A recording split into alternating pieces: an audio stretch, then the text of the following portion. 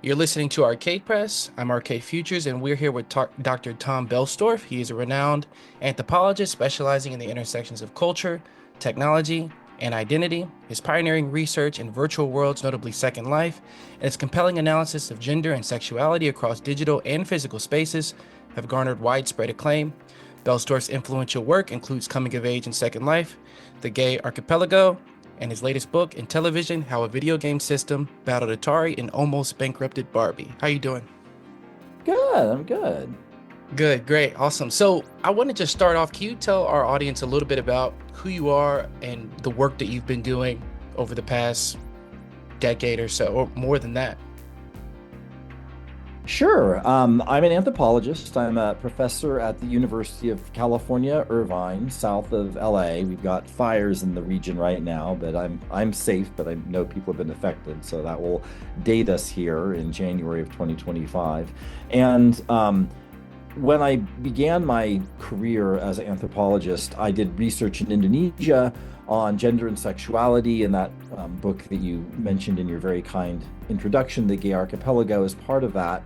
And even in that work, which goes back to the mid 1990s when I started doing that work, I was very interested in the role of mass media in how ideas like the idea you could be lesbian or gay would globalize and move around the world. And this was before the internet when I began, and I'm actually glad of that. I was able to think about and look at how television and movies and mass media could have influence even before the internet era. And so that was something that I was interested in. And then when I completed that project, I had always been interested in technology and got very interested in virtual worlds and tried out a few of them and ended up turning Second Life into a field site, as you mentioned. And the idea there was to sort of use the same ethnographic techniques that I used in Indonesia that anthropologists normally use in a digital field site, and would that work or not? And I was not the first anthropologist to do this kind of digital anthropology, but it was fairly early on. And so it was an interesting question, would it work or not? And it really did.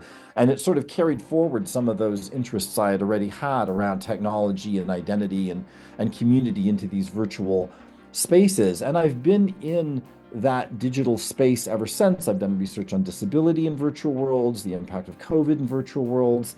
And then, as you mentioned, I got sidetracked in the last 10 years into a really fun project about the video game Intellivision, the console Intellivision that was sold between 1979 and 1984. It was the big competitor to Atari.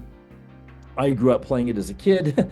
It pioneered a lot of things that are interesting and relevant today. I actually have a screenshot from the Intellivision game Utopia in my book, Coming of Age in Second Life, many years before I thought I would ever do research on Intellivision, because it pioneered certain kinds of world simulation games that actually influenced the history of virtual worlds. And so I've had, a really wonderful, lucky career moving in these different spaces. And I'm just in the early spaces now of beginning a project on climate change and virtual worlds and the metaverse more broadly. So, as an anthropologist, you can move from field site to field site, and you carry what you've learned and your experiences and methods from your earlier projects into the new ones, which is a real pleasure. It's something I really enjoy.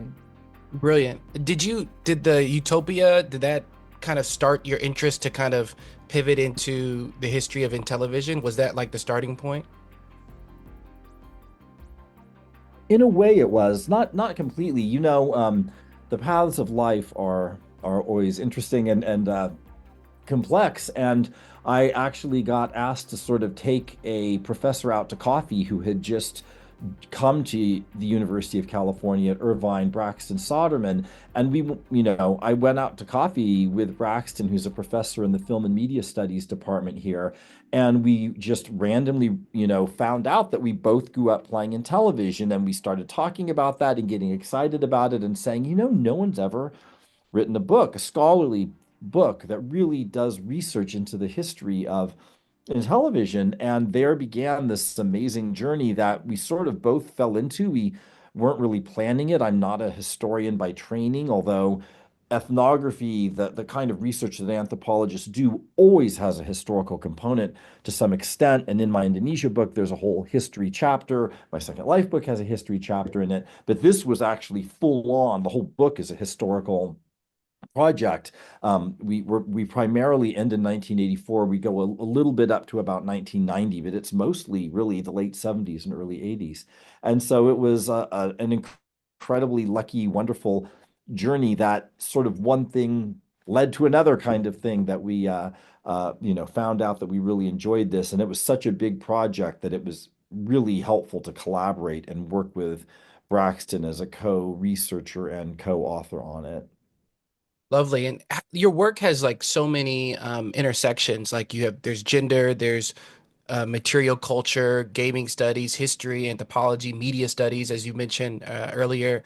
How do you decide to, or how do you decide to like categorize your work or, frame your work? I mean, I know that many people reference you as an anthropologist, but do you think that anthropology sort of encompasses all those things in a way that satisfies you? Because there's a lot of media studies in there. And then, with even the Intellivision product, there's a lot of marketing material. There's a lot of marketing history and strategies with Mattel. How do you sort of conceptualize the intersectionality of your work? Yeah, that's a really great question, and it's something that um, not only do I think about it for myself, but it's something I'm talking to my students about all the time. Because when you study society and culture, when you're studying things, that intersectionality is already out there, right? So often there's an idea that, these things are separate, like gender and religion. And there's often in cultures sort of taboos that you're not supposed to ask, how is religion political? How is science gendered? How is economics shaped by race, right?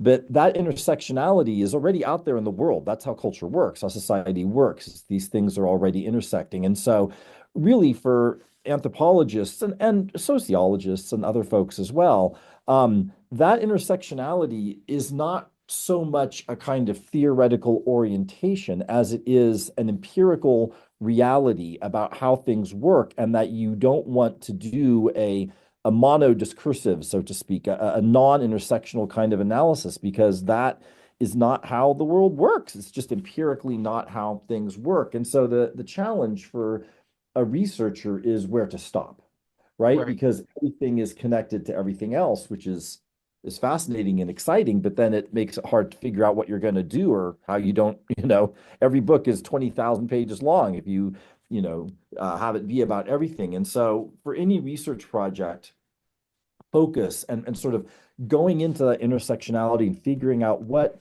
is you're going to focus on for now, for the current book you're doing or project you're doing is really important to be able to do that. So just as an example, my first book that you mentioned, The Gay Archipelago, the subtitle is Sexuality and Nation in Indonesia, because I was really interested in the influence of nationalism and globalization.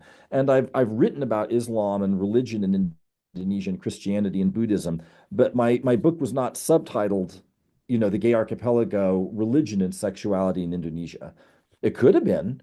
And I have Right. friends, colleagues who totally focus on religion. And the reason that I didn't was because it just wasn't my core research interest at that point. Now nowadays, maybe if I did it, right now, maybe I would.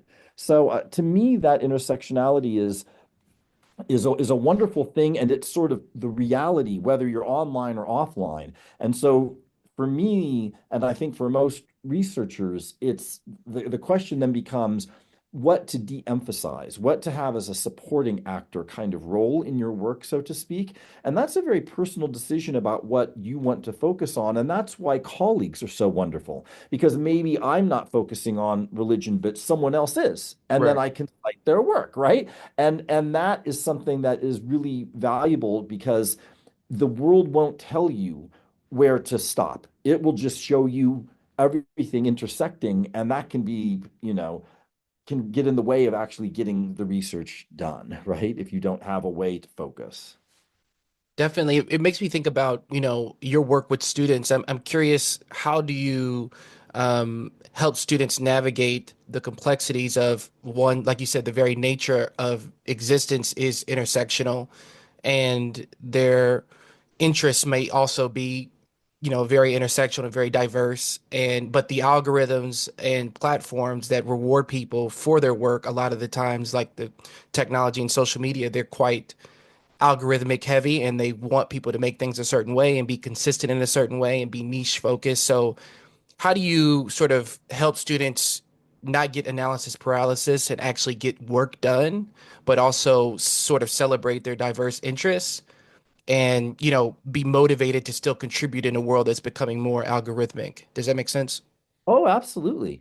Yeah, I mean, to me, it really is about finding your bliss in a sense. What, because research is labor, right? It's work. And a Yeah. lot of the kind of research that we do, like even my Intellivision book that has a lot of oral histories and a lot of interviews, and especially if you're doing ethnography where you're hanging out with people, you don't want to be, grumpy and unhappy all the time because no one's going to want to talk to you. And so for me, I'm always I do a lot of test driving with students of like, try on these ideas, look at these possible intersections, and what gets you really excited at this time of your life that you want to do. Because if you are excited and this is fits you, you're excited about it, then you're going to do better work. The research is going to be better. And that is what is going to have things rise to the top of the algorithm. If you do something because it's what the cool kids are doing, or because what you think has gone viral this month, it's not going to have your heart and soul in it in a way that it will have legs and frankly rise to the top of the algorithm regardless of which things you pick. So to me, it's a very personal and creative process of supporting people in, there's a back and forth between what is exciting to the people you're studying. What is going on? What's hot? What is a really interesting thing that's going on out there in the world? But that alone won't cut it because that's going to be too much stuff. So then the other, in my opinion, more important part is what gets you excited. What is it that you really want to understand better? Which intersections are exciting to you? And when I'm, talking to a student or frankly to myself, when I say that, which intersections are getting you excited, we're saying, which two or three or four core things, not which 12 or 15, Hmm. because it just ain't, that's not going to work. So, it can't be about, it can be about more than one thing, but it can't be about everything. And so, what are, the core things that are getting you excited, and don't feel guilty or, FOMO that you Right. haven't picked those other things because you can't pick everything. You want what is you're passionate about. And, I always, to sort of have people feel confident in that, the two things I tell them is, first of all, if there's something that you end up de-emphasizing in the future, maybe that can become a next research project. You're not giving it up forever or de-emphasizing it forever. You're making a choice now. And then the second thing, like I said before, that I always remind people is that you are not alone. We are part of research communities, research and activist communities. And if you decide that, language or gender or law or something isn't going to be at the core of this research project of yours, I know someone else does have it at the core, and you can read their work. That's what colleagues and friends, fellow travelers are for, and reminding people that, and myself, that we're not alone can also help be comforting in sort of making these decisions around research design. I love that. I love how you kind of bring in and tie in like this idea about that the work should be living and still should be a part of life. And the way that you talk about sort of de-emphasizing and emphasizing and sort of having a curatorial lens and how you pick and choose and minimize and maximize the work that's relevant to you. I'm curious, like, who are your favorite artists, or are there artists that inspire your work, or designers, or information processors, tech people that are all about sort of archiving and curating information? Are any of those sort of things really interesting to you that sort of inspire your work? Because I think sometimes intellectuals or academics, they're sometimes heavily influenced by the arts and they don't really have an opportunity to talk about them as much as as much as they inspire or they're influenced by the arts. Does that make sense? Like I always think that the arts have such a huge emphasis and impact on our work. Because like I think about when you were talking about that, I was thinking about Rick Rubin, where he was talking about sort of like minimizing and reducing work on some of his work that he was doing in the 80s and things like that. So, uh, can you speak to that at all? That is a great example. Yeah. It's a very interesting and valid, important point that you are making. My bachelor's degree is actually in music, and so I come from an Bingo. arts background. And for me, I came particularly out of a composition background, and there very much is a way when I'm thinking about doing research or writing an article or a book and advising students about this as well, that it's like composing a piece of music where you have, a melody and you have accompaniment, but you can't have five melodies at once. You have to pick a melody and then what's going to be the melody and what's going to be the accompaniment to the melody. And maybe you have a theme and variations, but you can't have them all at the same time. Which one's going to come first? And then you're going to have a refrain. You're going to repeat some important points. You're going to take us back and show us something that you showed us before, but with a twist. Right. And so that kind of composition, and as well, I very much think of social sciences like anthropology as sciences. They're not experimental, they're not in a laboratory, but they are science in the same way that geology or astronomy or zoology is a science, right? A field Right. science. You don't put stars in laboratories. But it is also an art, and that people are there is an art both to techniques of research and collecting data and to writing up data. And as well, I've made films, and not all production is in written form. It can also be in other forms as well. And I do think of it as an art in that sense. And when I think about that passion point that I was talking about earlier, to me, that is a kind of artistic passion, right? The sort of passion of an artist. And like you said, Rick Rubin is a great example that way. But if you think of any musician or, an author who writes a novel, they don't have 200 main characters, Mm-hmm. Yeah. right? Yeah, that's They just have true. they have a certain number of main characters. Now, if it's a really long 3-volume book, okay, yeah, you're going to have more characters than if it's a short story. But regardless, you know, there's some kind of main character versus supporting character, scene setting kind of stuff that's happening that doesn't have 500 different places and 500, some choices are being made to guide the people along and to give them themes to follow. So, I think there is very much a lot of powerful intersections that way. And a lot of social scientists and anthropologists, even in my own department and elsewhere, also do improv or have backgrounds in dance or music or visual arts. It is actually, not ubiquitous, but more common than you might think. So yeah, that's a very insightful point. What was the most insightful thing for you for the Intellivision project? Like, what was the thing that really, after you'd done all this research, I imagine you probably had an Intellivision or two around while you were writing this piece so you could kind of sort of get the tactility of it. What was something that you really learned from pursuing this project that you didn't know before? Oh, 500 million things. I mean, Right, there's so definitely. much because it was a bigger project than the other books, than the Second Life, or it was Gay Archipelago, because it was 150 people interviewed, and I think around 20,000 pages of documents looking at so many different things. Right. I mean, I could, three or four amazing, interesting things that we, learned, like the influence of toys on the video game industry. Like we talk about play and games, but specifically toys have a very important role in the history and current situation of video games.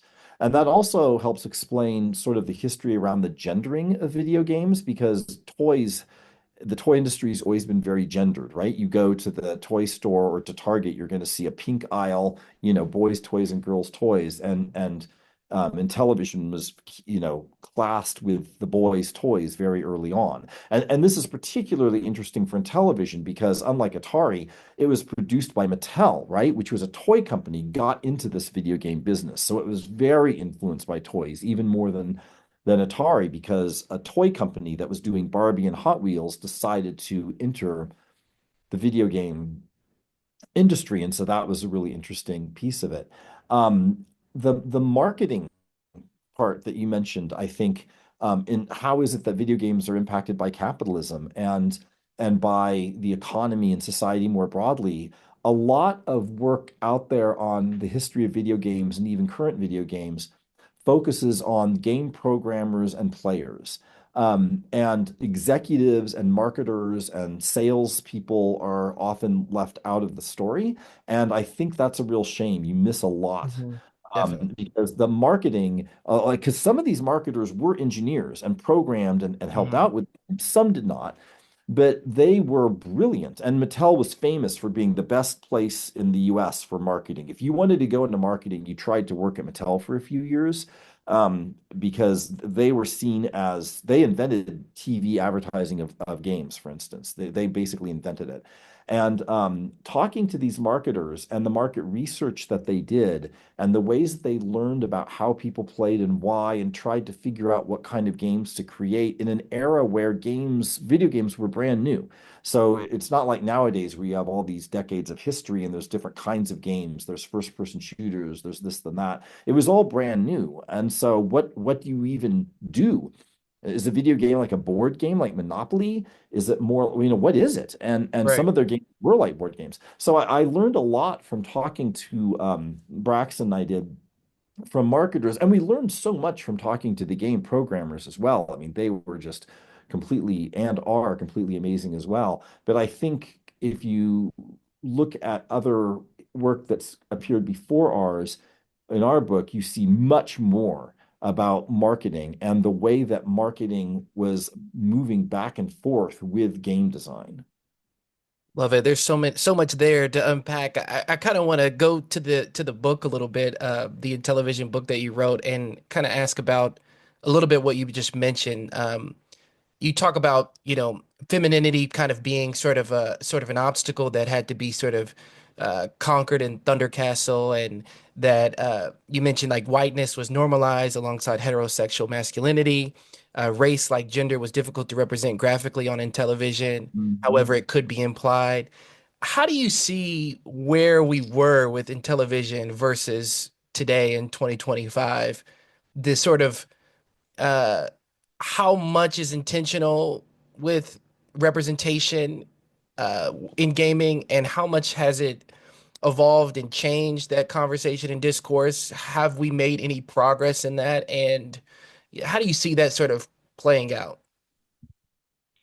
I mean, we've definitely made progress, but in some ways it's gone backwards, or I mean, it's very complicated, obviously. And I mean, Bo Ruberg and other people, before Braxton and I have also made the point that in earlier games where the graphics are so much simpler, there's less there's a different relationship to realism and to gender and to race and to age and all of those kinds of things, because when you get more and more sort of high graphics, then these questions of representation take on a different form, right? Mhm. But even in these early period when you had very what we would now see as very simple, 8-bit kinds of graphics, gender and race and all these things were still there, and they weren't only in the graphics. It was the sound and the game design and all these things that were shaping that, and we talk about that in the book.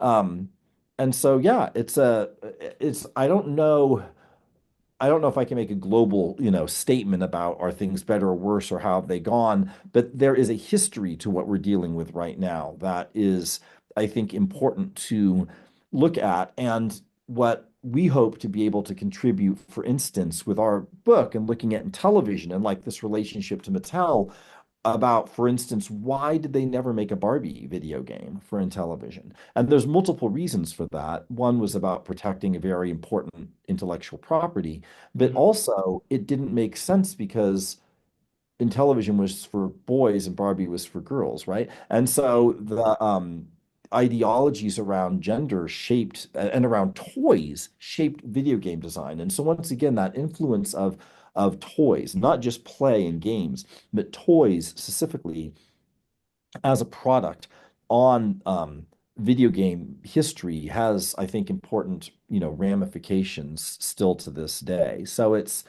I think it might be one of those situations where it's gotten both better and worse, because it's also expanded so much, right? So it really depends on the domain or the topic that you're talking about, but it is an incredibly important thing to be looking at and analyzing, obviously, and not treat the player as a sort of just a person who doesn't have any kind of context of age or gender or race or nation, and also the programmers as well. Mattel, because of it being a toy company and Ruth Handler being the founding sort of head of the company, had more women programmers than Atari and other companies of the time, and we were able to interview a lot of them. And it's really interesting to look at how they were thinking about game design and gender in this very early period. When you think about the binary, like male and female archetypes in games, and you think about the relationship between those archetypes and their varying sub-archetypes, do you think like there should be something specifically done to improve perceptions or to improve experiences or to improve conversations around those things? Or do you think that those sort of phenomena that happen and in game design should just happen naturally, right? Like, do you think that there's something that we should be doing more to sort of improve the gaming landscape as it relates to sort of genders and identity in general? I mean, I think there are things that we can do. And obviously, given my own background, gay, lesbian, queer, trans kinds of things as well is incredibly important. And in some ways, it shades into similar conversations that we have about things like Hollywood, right? Where like there's questions of representation, but then there's also like questions of employment and the labor context Mhm. of it, right? Mhm. So like, when we talk about Hollywood or the video game world, we, talk about how, there are not enough, black actors or black writers involved, but that doesn't necessarily mean they have to only play black roles, right? But yet we've seen from histories of like blackface or drag that an actor playing a different gender or a different sexuality or a different race can be really bad, but not necessarily. You don't want to say that only a straight person can ever play a straight role, because then what are you doing to the labor market for queer actors, right? And Mhm. what are you assuming about what acting even means? And so those conversations, in some ways, we see very much in the video game industry as well. And so I think it is important to do proactive steps, and thinking about the marketing world, like it's a missed market, right? Like these are Yeah. people left out who could be paying money and buying games. And I think looking for unexpected ways that these ideologies get baked in can be very helpful. So like in the case of Intellivision, one thing we talk about in the book was Atari got to market first. They beat Intellivision to start getting sold. So they were always in the lead. And they were based on the idea of the arcade, right? They had a joystick that looks very much like a joystick you would see for an arcade game. All of their big games were arcade games. So Intellivision was late to the party, so to speak, and they wanted to be intelligent. That was part of the whole idea, Intellivision, right? And Hmm. so some arcade games, but they decided very early on, the marketing executives, right, as well as the game designers, decided very early on that one key way they were going to show they were different from Atari and show that they were more intelligent and had better realism and all this was that they were going to become dominant in sports games, which Atari was not doing at all or not doing very well. And so Intellivision's many of its first games were baseball, soccer, football, and they got sponsorships from the companies, I'm sorry, from the organizations. So their video games are called NFL football, NBA basketball, because they actually paid a small amount of money of licensing, right, to be able to Right. license. And so that was a market decision that was going to allow them to show how they were different from Atari and better, more realistic, more advanced than Atari. And because you could have up these, eight moving objects within television, Atari could only have four. There was also a big emphasis in team sports, right? So I just mentioned soccer, baseball, football, boxing. So it wasn't all team sports, but many of them were. But then think about it for a moment, especially in the late 70s, early 80s, there was no WNBA. All of these sports were completely dominated by men. Hmm. They were all male players. Hmm. right? You had cheerleaders at best. Or, there was a huge marginalization of women from these team sports. The women's soccer, women's basketball was, and to this day, women's football was back then, it was basically not there at all. And so this decision to go with a certain kind of sports game led to a real gendering of those video games because it was presumed that everyone on the field was a man. Right. And so you can see how these consequences of marketing decisions and sort of ideas around game development and design could lock in a gender ideology that then once it's locked in, takes time and trouble to undo. So I think it is important to be proactive and to think about not just representation narrowly defined, but these ideas like, oh, okay, if sports is going to be our big thing, then let's think about that for a second. Okay, we've decided a male dominated area is going to be our focus. So how can we address that, right? And that was not a conversation that happened in that particular way. And I'm not blaming the people involved. I'm just trying to look at the reality of what was done at that time.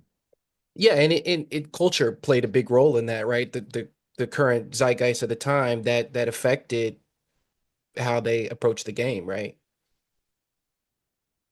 Yeah, absolutely. And you look like they had a tennis game.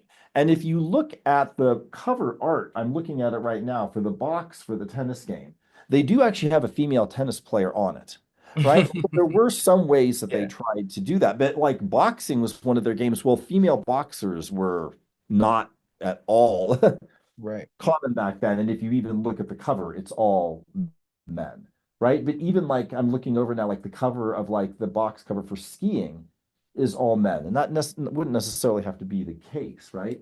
Hmm.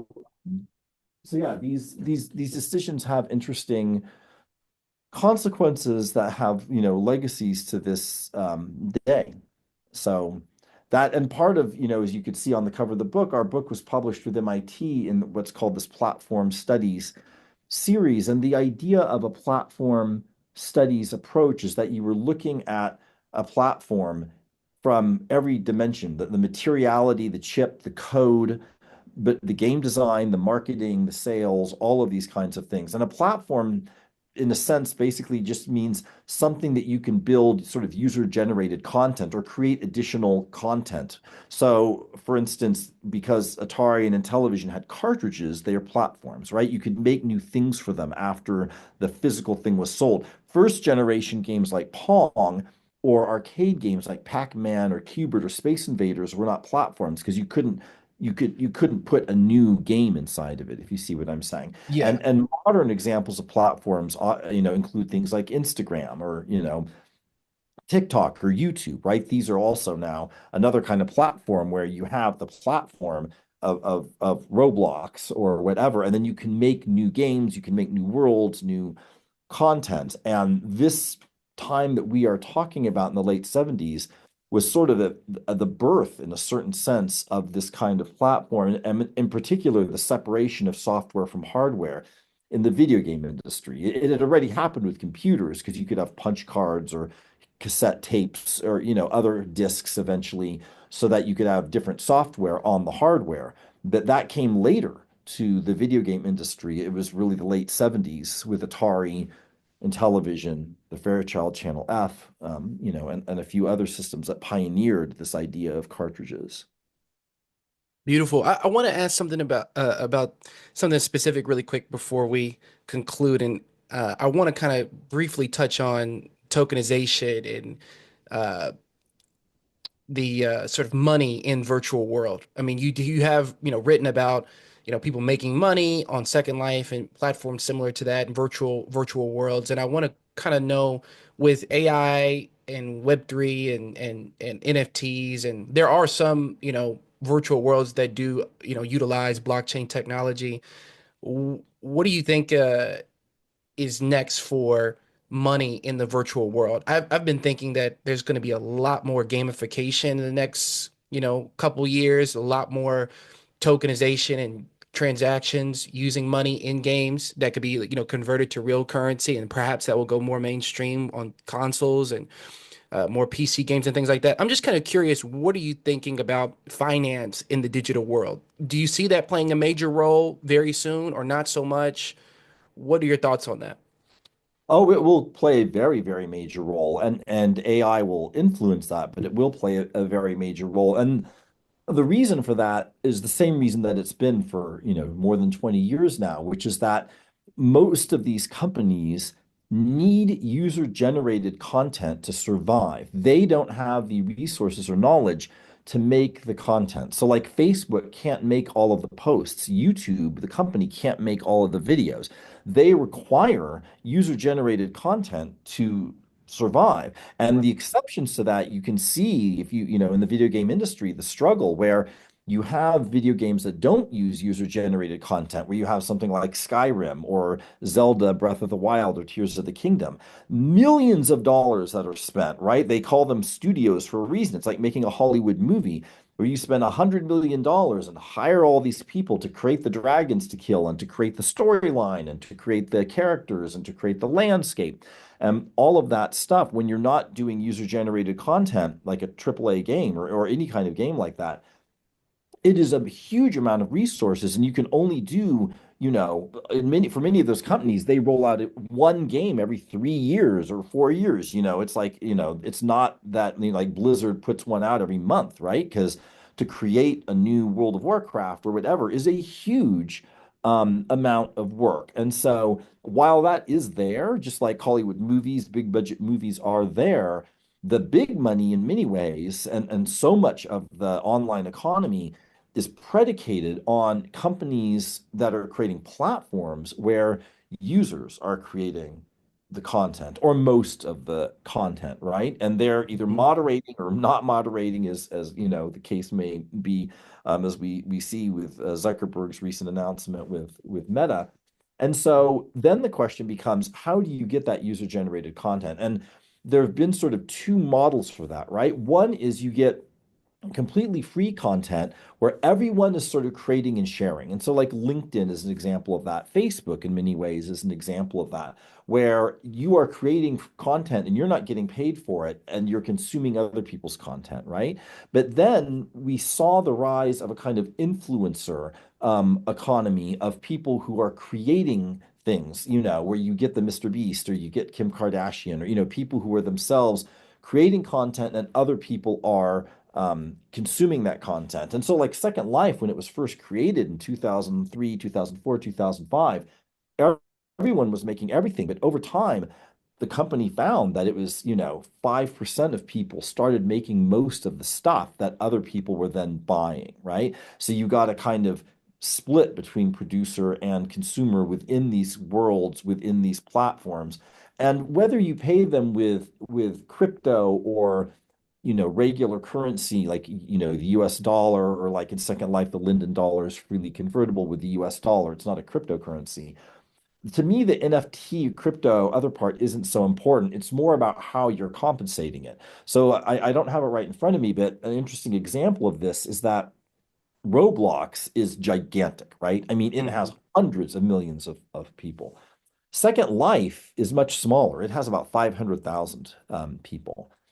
But last year, the amount of money that Second Life, its top creators made, I forget how many billion it was, is almost the same as Roblox because Wow. Roblox only gives you a small cut of money and you have to hit a really high threshold before you actually start making money on the platform. It's much more stingy in that sense. So even though Second Life is much smaller, it pays out almost the same amount of dollars that Roblox does because it has a different model of rewarding creators. And to me, that kind of thing is more important to watch and more significant than whether it's Bitcoin or US dollars. I don't think that's as crucial. It has some interesting ramifications, but what's more, I think, crucial is moving forward, what context will we have this sort of everyone's creating for everyone and the company's making money off that?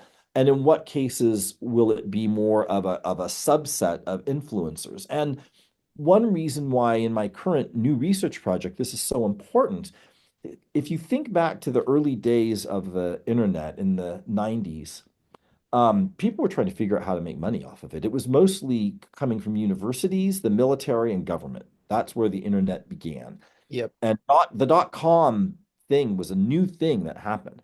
So you had a world back then where most internet traffic was coming from universities, the military, government, that kind of thing. And businesses, the business world was slow to sort of catch up. And when I think about the future, you could imagine right now in 2025 that we would be living in a world where if we use the word metaverse as a shorthand for all this stuff, online games, VR, virtual worlds, platforms like X and Hmm. TikTok, Facebook, if we use metaverse as a just a term for the moment, just to sort of sum all that stuff up, we could imagine a world where 30% of the metaverse was corporate owned and 70% was nonprofit or open source, that kind of thing. We could be living in a world where 60% of the metaverse was corporate owned and 40% was open source or nonprofit, that kind of thing.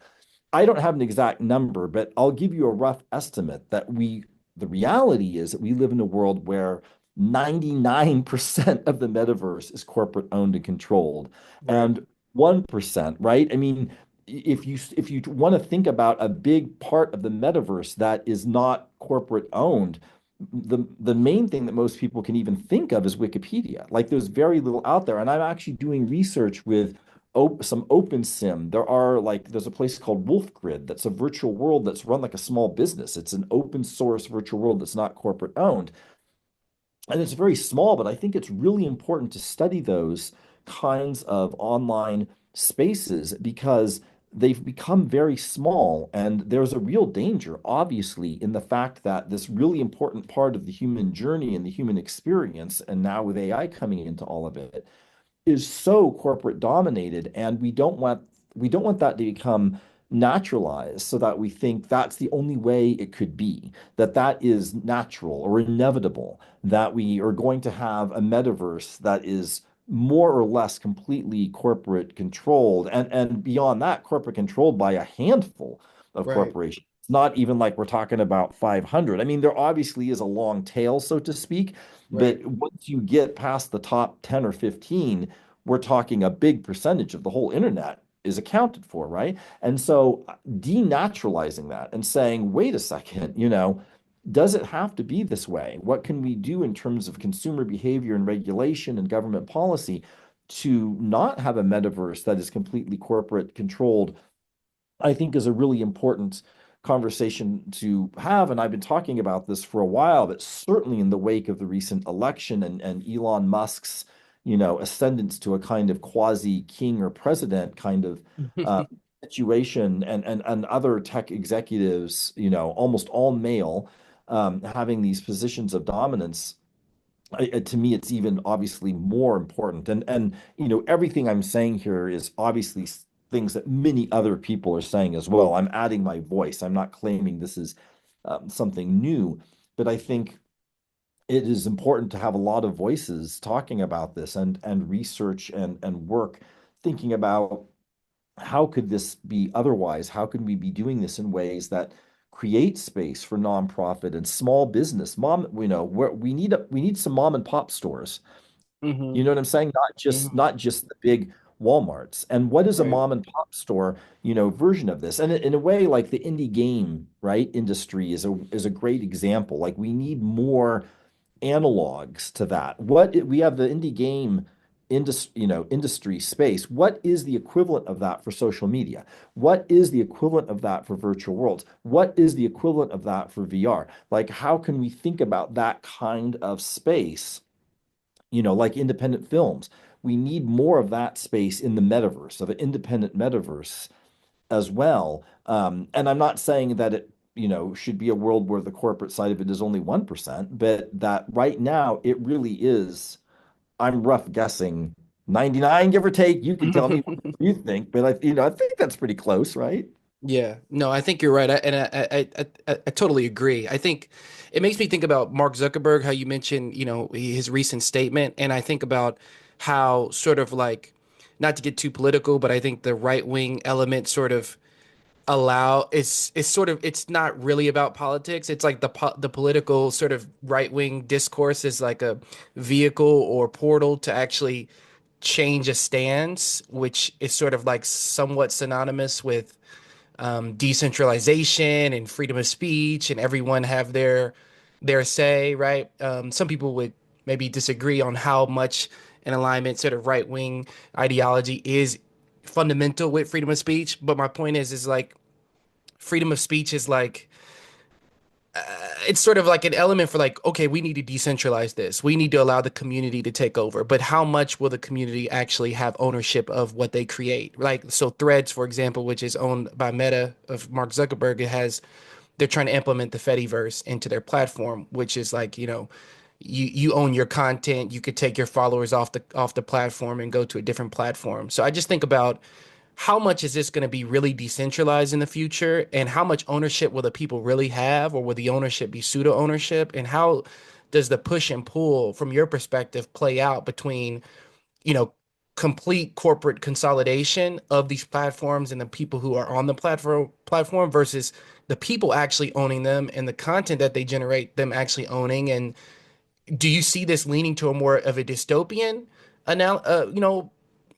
perspective where everybody is top down, they're just basically creating content for these giant corporations? Or do you see it where the corporations are actually like have a sort of symbiotic but equal and fair relationship between the creators on those platforms? You know what I mean? How does that play out? Because I see like crypto, for example, and it seems like a good concept, but what if that technology is actually used to oppress the people? So I just think about how do you see that playing out between the utopian road and the dystopian road, and which do you lean is more likely and more probable? Well, my crystal ball is offline today, so I don't have the Yeah, smart ultimate move. answer for that. I am an optimistic kind of person that wants to always be emphasizing and looking for hope and optimism and those possibilities. And so I wouldn't see it as necessary. Like there, I do think there is hope and all kinds of amazing work and possibilities that are out there. I think for myself as a researcher and for all of us in these spaces, I think one important first step towards thinking about those futures is what anthropologists call making strange, right? Like one of the most important things we can do is that common sense is, that it's hard to see it because it's what is around you and what you're taking for granted. It is, the world around as it is. And what Mm, is common sense? Questioning that is a challenge, making strange, as we say. And, one thing that anthropology and other kinds of disciplines do is to make strange, to say, look at this interesting way that we're living and that, or how these other people are living. It's a viable way to live, but it's actually not the only way. And it's not the only way to think or be. There's other possibilities out there. And be, in terms of this kind of corporate power kind of question, the danger with any kind of situation like that is that what is dominant becomes seen as natural or inevitable or the only way that things could be, and that they couldn't be otherwise because this is how they are and there's a lot of money and power behind it. And so I think a first important step that we can do as researchers to push those conversations forward and as activists is to make strange the current way that the world is or the way that these technologies are, and to step back and say, this isn't the only way it can be. And part of that can be looking at other contexts around the world. Part of that can be looking at history. Part of that can be imagining design and imagining different futures. But regardless, that kind of activity of making strange, I think, is a very important step. And I think many people would say we right now are living in a very strange moment. So maybe it's not as hard as it would be in some other cases. But regardless, I do think it is very important because throughout history, when a social system is dominant and powerful, it can become naturalized. It can become seen as this is how God wants it to be. This is how society wants it to be. This is how nature wants it to be. There's various ways that it gets justified. And that shuts down conversation. That shuts down thinking about alternatives and Right. other kinds of possibilities. And so I think that is a great place for us to start in terms of hope and other possibilities, is to say the current way of doing things or the current setup, let's make it strange. And that making it strange isn't the same thing as saying that it's bad. There may be pieces of it that we judge are valuable or worth, supporting or keeping. It just means stepping back and saying, this is the way it is because of a certain historical conjunction of culture and power. And it doesn't have to be this way. And Right. let's think about how it might be otherwise. Love it. I love it. Last question is, what is the climate change project going to be kind of about? Can you give us a little hint or sneak peek about the climate change project? Well, especially right now in January 2025, I'm Yep. sitting, surrounded by smoke in the LA area. I've always wanted to do more work in climate change. I don't think there's a more important topic, and talk about intersectionality. I mean, t climate change touches every human being and it touches every domain of life. It's very complicated and complex, but there's also a lot that we can do. And so I'm going into that area as a new area and bringing to it something I know very well, virtual worlds and the metaverse, to think about sort of four general areas. And I'm still, working towards which ones I will emphasize more, but sort of thinking about this. Number one, how can the metaverse help us represent and educate and advocate and understand climate change? And that includes all kinds of things from, uses of virtual reality and virtual worlds to represent climate change, to show the science behind climate change, to show what global flooding might look like, or that kind of thing, or what a hotter Earth might Hmm. look like. A second thing is, how is it that climate refugees or people impacted by climate change, even if they aren't using that term, how are they using the metaverse to connect, to recreate places that they have lost, right? Through digital twins or through communicating with people that they are now scattered from because of climate change. And what are some possibilities around that? A third thing is, how can we reduce the environmental impact of the metaverse? You and I are talking right now. If we had gotten on a plane to meet in the same place, that would have been a much bigger environmental impact. Us talking right now using Zoom has some impact. It's using electricity, it's using computers, but it's a lot less than if we had gotten on an Right. airplane and driven a car or whatever to get together and talk. So, um, but there is some impact. And how can we reduce the environmental impact of the metaverse? And that is everything from mining the minerals to the labor to make devices to the use of energy in the metaverse, right? This is particularly important right now around the rise of AI, because AI is incredibly energy consuming. It's caused many companies like Google to have to roll back their estimates of sort of how they're becoming more green. It's been estimated by a colleague up in Pasadena that one AI search query uses something like half a liter of water. Um, AI is very, that's why you hear Bill Gates and other people talking about miniature nuclear reactors, right? And things like this, because they have to figure out how to power AI. So, how can we make AI, online games, virtual worlds, everything more carbon neutral, and is a really important thing. And then the fourth and last thing I'm thinking about is, how can we use the metaverse to reduce our physical world carbon impact and greenhouse gas impact, like the example I just mentioned of the fact that you and I are talking right now on Zoom versus meeting physically has a beneficial carbon impact. How can we think creatively about that in new ways? And in that regard, for me, the key starting point is, we don't want to let COVID define the boundaries of what we think is possible around using the metaverse to combat Mm. climate change. Because during COVID, we were all thrown into a situation with very little preparation, with very little resources. It was really difficult, Hmm. teachers teaching on Zoom, I mean, I did that, you did it, we all did it, and or other technologies.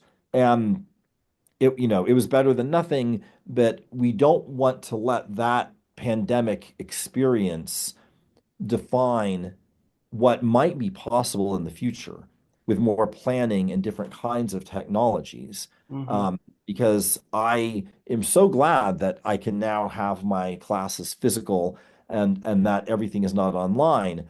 But I don't want us to throw out the baby with the bathwater, so to speak, right? And say, oh, all online interaction is doomed to failure because it was really hard and didn't work so well in many cases during COVID, right? Mm-hmm. Because for some people, it actually worked really well. Mm-hmm.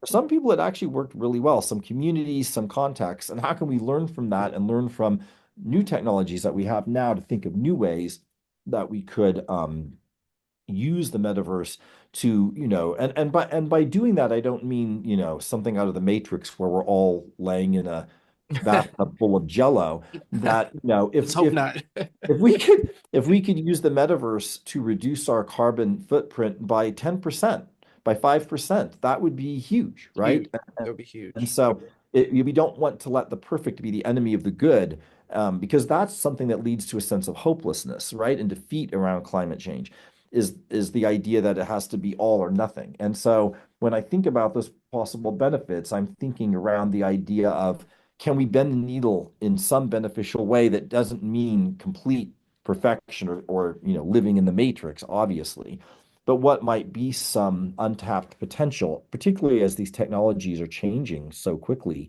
How can we leverage that? So those are some areas that I'm exploring. Well, I appreciate your time, Professor. I think I can't wait to see this next project or to read this next project, and we're excited to support it and to share it with others. And I think it's going to be something very important. And I love your optimistic attitude, and I really appreciate you coming on the show and sharing us, a sort of a brief history of all your work. It's very much inspiring. Thank you very much. You're most welcome. Yeah, stay in tune and stay in touch. Thank you.